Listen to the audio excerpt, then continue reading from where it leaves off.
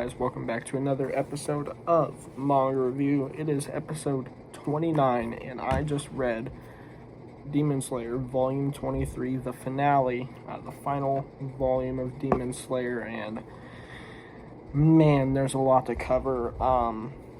Yeah, so I'm just gonna hop right into this because, like I said, there's just a lot to cover. So, first off, the ending was definitely a bit rushed. I know this just because, I've read all the way through. The last few volumes just seemed kind of rushed. I feel like they could have slowed it down a little bit. But yeah, it's whatever, honestly. Yeah, I've been waiting to see the ending, and yeah. So what happened? Let me go over some important stuff that happened. So basically, they're still fighting Muzan, and Muzan is almost gonna die. So, and then the sun starts to come up. So basically, what he does is he creates like this giant flesh armor, and just turns into like a massive flesh demon baby looking thing. Here, I'm actually gonna show you guys. Here you go. He turns into this giant demon flesh baby thing, and just his armor, like flesh armor, and yeah, that happens, and then it takes a minute, but the Demon Slayers finally wear him down, and they kill Muzan. So that's pretty cool. And when this happens, my boy Himejima dies, the stone Hashira, with the what was I gonna say? He has the ball and chain, or what's called a morning star. So yeah, he has the morning star and whatnot, like that guy. Yeah, he dies, which sucks. And then Iguro dies, along with Mitsuri. She dies also. So basically everybody's freaking dying after this. We've already had so many characters die prior, like Shinobu and Genya even, and who else? Tokido, Michiro, he died also a few volumes ago. So yeah, a lot of the Hashira are now dead. Rengoku died early on. Who was also, Tengen, he didn't die, he retired. So there definitely is not a lot of Hashira left. But when Muzan died, what he decided to do was, he knew he was dying, so he passed on all of his abilities to Tanjiro. So Tanjiro, he had already gotten blood in him, and he had that weird thing on his eye, like that sore. And Tanjiro's actually dead. But he wasn't fully dead because some of his cells were still alive. So Muzan pumped him up with his cells, and then basically revived Tanjiro. And Nezuko was now back to fully human. She goes to talk to him and when he's dead, but then he comes back to life, and Tanjiro is a demon. So yeah, he has the ability to walk in the sunlight now, and yeah, he's just more powerful. And later on in the volume, they do say that he became a demon, and if he was left alive, he would have been stronger than Muzan and even stronger than Nezuko. He would have been the strongest demon of all time. But they were able to stop him. He had bit Nezuko in the arm and got the taste of blood, so he went on sort of a rampage almost. But then Giyu had to try and kill him, and they were trying to gather as much people left standing as they could, because everybody thought it was over, because they killed Muzan, but Tanjiro, basically became Muzan at that point. So they were trying to gather all the resources they could to take down Tanjiro. Nothing was really working, but what's her name? Kano, she shows up, and she has one more antidote left that Shinobu gave her, or rather, the one that Tamio created, Lady Tamio. And so she uses that on Tanjiro, And we get like a whole vision thing where like Muzan's telling him like, if don't go back, don't fight the demons, like, by demons I mean like don't fight like Muzan cells taking over. He was trying to get Tanjiro to fully succumb to it, but Tanjiro was like, nah, I gotta get back out there and apologize to my friends and see my family. And so the wisteria antidote gets to him, and he is able to get out of Muzan's grasp and come back to life.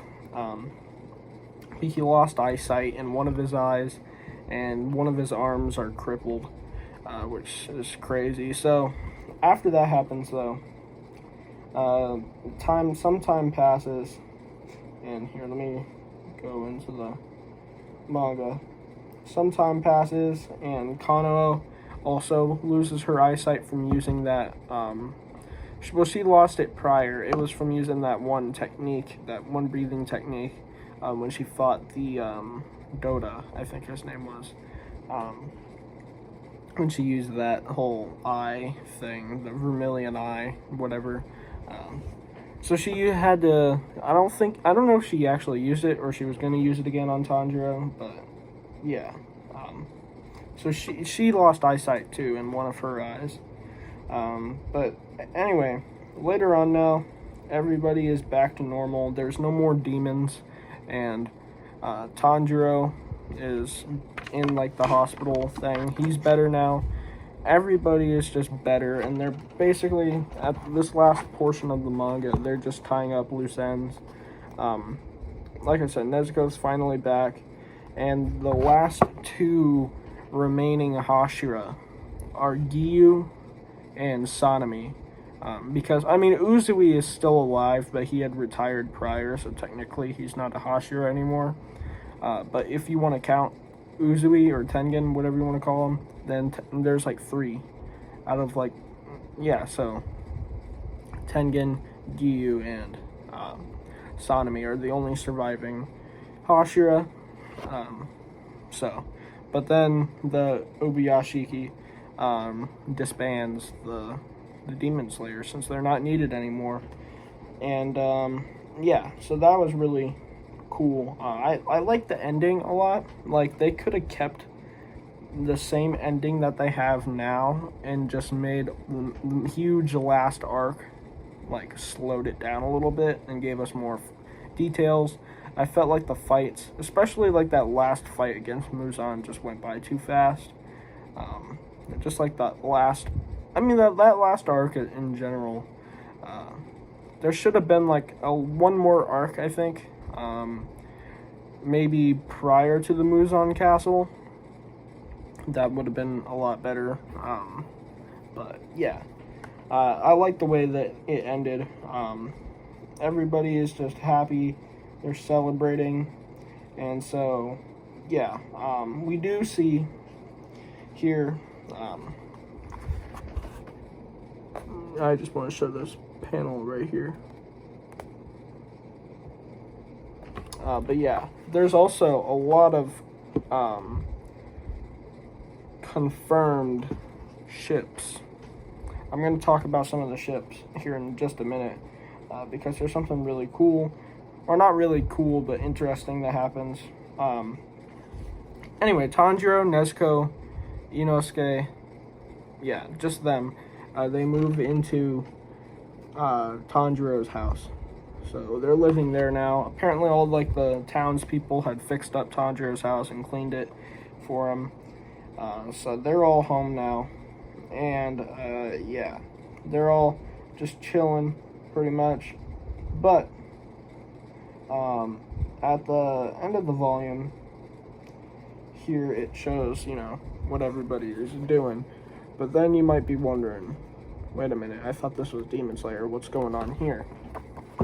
Why is there like modern day Tokyo there? And that is because this. Now, let me show that character right there. Yeah. So you might be thinking, wait a minute, what's what is this, like some sort of spin-off chapter, like some sort of like extra thing? No, this isn't. I mean, I guess maybe it can be considered as a spin-off, but who you're looking at, that's not Nezuko, and that's not Tanjiro. Those are their great-great-great-grandchildren. And so you get this whole, like, last chapter or two talking about how there's, like, characters who their grandparents fought against Muzan and stuff. And, you know, the reason why, like, demons are considered, like fairy tales, and the reason why is because the demon slayers save the world, pretty much. But of course, like, everybody's like, nah, those are just fairy tales. But yeah, we get like confirmation that there's new characters, like this chick right here and that guy right there. Those are the children or great grandchildren or something of Nezuko and Zenitsu. So yeah, so those characters right there.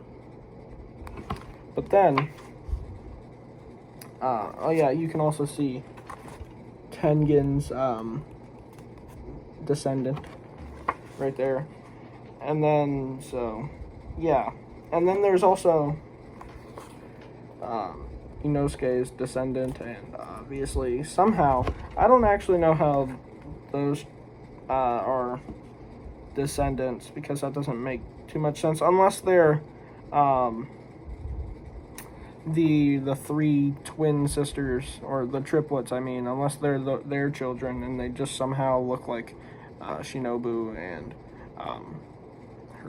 Shinobu's older sister. I'm not exactly sure exactly how they are there, because that doesn't make too much sense, I guess. So I assume they're like the great-grandchildren.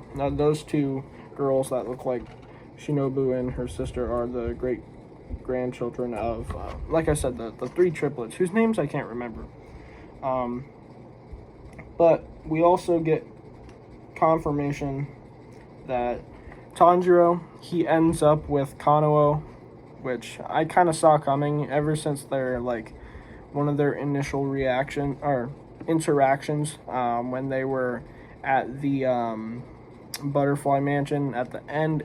In the anime, it would have been at the end there, when he did the whole, like, well, you should flip a coin thing, and then she was all, like, bright-eyed at him. So I kind of saw that coming a little bit. It wasn't too surprising to me, because, yeah, they kind of hinted at it really early on.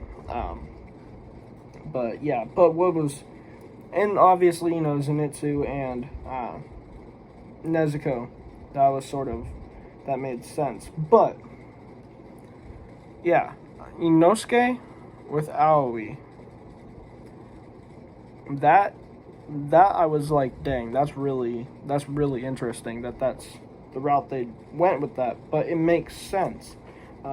You know, I wanted to show this part at the end. It shows like all their descendants and stuff. I'm gonna leave this on here for just a moment, try and get my fingers out of the way. So if you guys want to try and read that, feel free, pause the video if you guys want to check that out. But I thought that was really cool. Move my finger again so that you guys can read that good.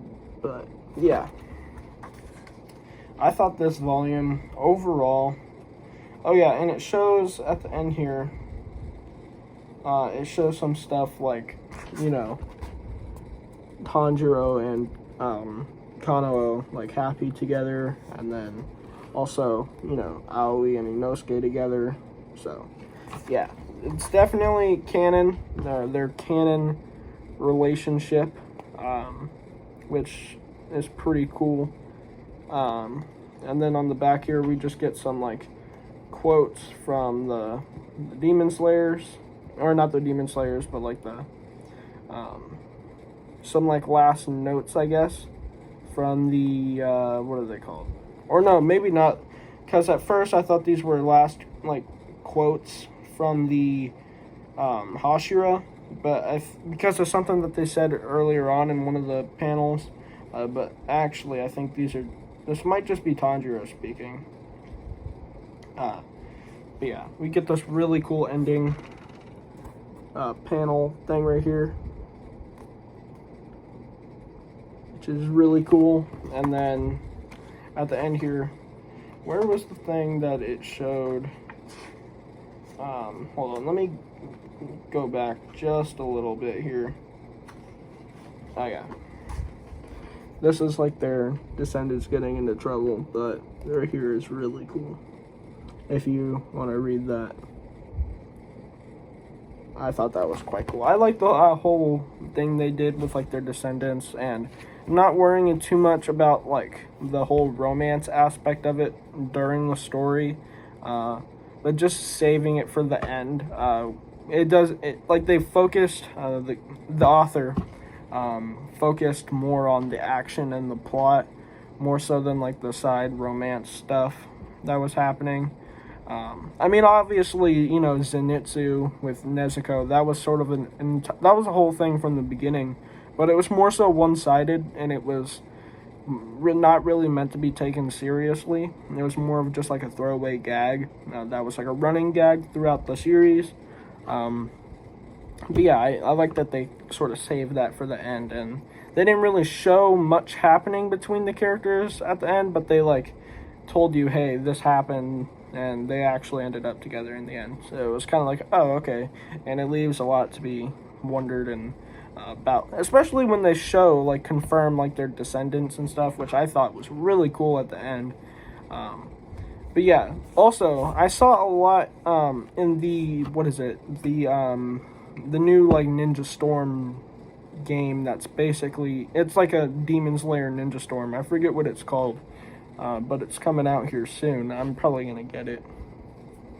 But there's a DLC, I think, that has alternate outfits for Tanjiro and stuff. And it's like the school uniforms, because if you remember, in the earlier volumes, at the end of the volumes, or like in like the middle pages, there would be like the author drew like the characters in school uniforms, which I think that's cool that they're adding that as like an alternate uniform or alternate outfit in the game. But I had, for a minute there, I thought maybe that the alternate styles for the characters in the game were going to be like, they were actually, you know, the descendants. I thought that would maybe be cool, but it wouldn't make much sense because they don't have abilities and stuff. Like, yeah, it wouldn't make much sense, but yeah, this is definitely a pretty crazy ending to the series. I liked a lot of it that they showed. Again, it was definitely pretty rushed, I'd say. But I mean, we finally see the end of the story. Definitely one of my favorite series of all time. Yeah, I'm a huge Demon Slayer fan, and I'm just glad that we finally saw the end of it. It's sad, definitely, like, there's only 23 volumes, which, first of all, 23 is kind of a weird number, you know, but sure, I guess. But yeah, I definitely would say that it could have gone on a little bit longer, but yeah, at least it wasn't like it didn't go on for way too long, and then people were like, all right, get to the end already, because yeah. But yeah, overall, I'd say I really enjoyed this volume. And yeah, that's gonna be about it. I might do like a full manga series review. Like, now that the series is over, I might go back and read a little bit, some of the previous volumes, and compile my final thoughts on the entire series, into like one like separate video that I'll do for like Demon Slayer the manga as a whole. Yeah, I might do that as like I don't know if I'll do it as a manga review video, or rather like its own video aside from the manga review series. I'm not exactly sure. Let me guys know what you think and what I should do, but yeah, that's gonna be about it for today's video. I hope you guys enjoyed. tomorrow, I guess there'll be maybe some more videos, or I know there will be probably this week. I'll probably start reading, now that I'm caught up with Chainsaw Man and Demon Slayer now, I'll probably get back to reading Naruto, and then like do 2 Naruto videos, read a Rent a Girlfriend, do 2 Naruto videos, read a Rent a Girlfriend, like I had been doing before. But yeah, I hope you guys enjoyed, and stay tuned for more content. But yeah, anyways, I'll catch you guys in the next one.